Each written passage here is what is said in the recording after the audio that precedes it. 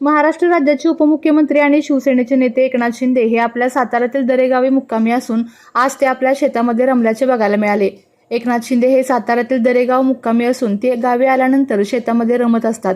राजकारणाच्या धाकधुकीतून विश्रांती घेण्यासाठी एकनाथ शिंदे हे गावी येत असतात। गावी आल्यानंतर एक वेगळा आनंद मिळतो असे ते अनेकदा सांगतात।